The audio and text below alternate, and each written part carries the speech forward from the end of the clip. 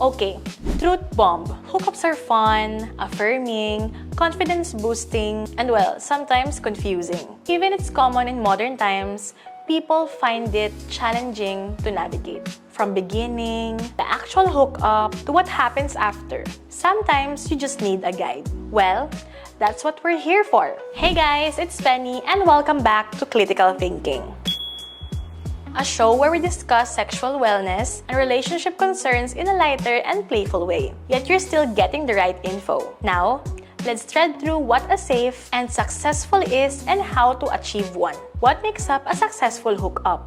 Let's tackle success first. It's not for the shallow reasons, like their physical appearances, the potential transition to an exclusive relationship, added points in your body count, and even acting your favorite porn scenes. Success here is measured by the respect given and received between partners, making each other feel safe, and the positive emotions you gain. It really doesn't matter if those involved are together, a one-time thing, or something recurrent. If they walk out happy and feeling good, then it's a winning hookup. Consent. The sexiest skill you can learn when hooking up. Whoever said consent is awkward and a buzzkill, they probably don't value safety. Anyways, consent is important when having sex. Moreover, it should be active, enthusiastic, and ongoing. And in most situations, it's verbal. As for non-verbal, that requires deep conversation and trust between partners. Besides this, the best part of consent is that it makes things much hotter and spicier. Now, how would that sound? Do you like that? Can I touch you there? Tell me what you want. How fast or slow do you want it? What's okay for me to do? Asking for consent automatically beats second-guessing, assuming, or going, well, they didn't say no. If you are unsure of something, asking for clarifications is key. Another thing about consent that it is revocable. Midway to a session or even right before getting into things, you can change your mind. It's valid and it can happen. So if someone says stop, like full on or even a pause, we stop or pause. No questions asked. Communication before clothes off. Having pre-hookup chats, even a quick one, can save you so much stress and can better direct you and your partners moving forward. So before taking things up a notch, consider talking about boundaries, current STI status and history, methods of protection preferred, and certain expectations such as aftercare and having a proper goodbye. This kind of talk doesn't have to be some formal presentation. Having a pre-hookup chat can start off with any of the following. What are you into tonight? Were you tested? What means of protection are you on or want to use tonight? Or simply, do you want to use a safe word? Sure, it can be awkward at first, but it's like what? 5 seconds only? In the end, you get clarity. STI safety.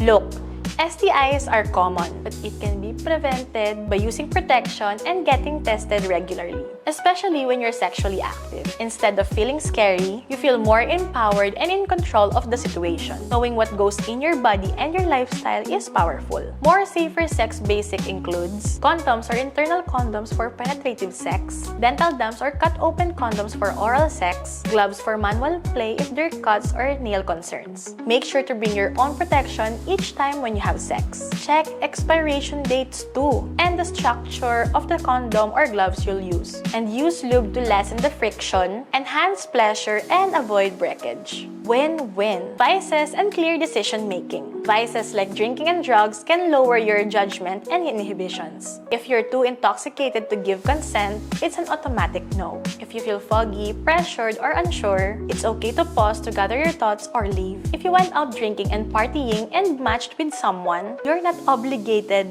to hook up with them. Sexy rule of thumb. If you won't agree to it sober, you're most likely not going to agree to it buzzed. Emotional safety equals real safety. Physical safety is one thing, one that gets so much attention. But emotional safety is just as important. Before hooking up with someone, ask yourself, even internally or in the bathroom for privacy, am I doing this because I want to or because I feel pressured? And will I feel okay to see this person again or not at all? Oh, and don't forget about aftercare. It's the last step of sex and applies to all sorts of relationship setups and dynamics. That might look like cuddling for a few minutes, sweet pillow talk, checking in with each other post-sex, or the next day via text. A clear convo about the deed just in case you don't want to see them again. Giving respect over going ghost is a part of the entire experience.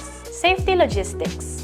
Hookups are commonly with a stranger, but they can also happen with someone you're acquainted with. Regardless, you want to ensure your safety. That's because the unexpected may occur or just to give you a peace of mind. It's always better to be safe than sorry. Some practical tips that follow under this category would be giving a friend your actual location to track you, meeting your hookup in person, especially if you've never met them before, having your own means going home, or having a friend to pick you up, and trusting your gut, because gut instincts are guardian angels. Intuition isn't overreacting, it's information. The best hookups happen when safety is prioritized. It doesn't have to be risky or chaotic to be spicy. When you mix communication, consent, protection, and self-awareness in all of your hookups, you get better sex and better experiences. You also feel more confident in yourself.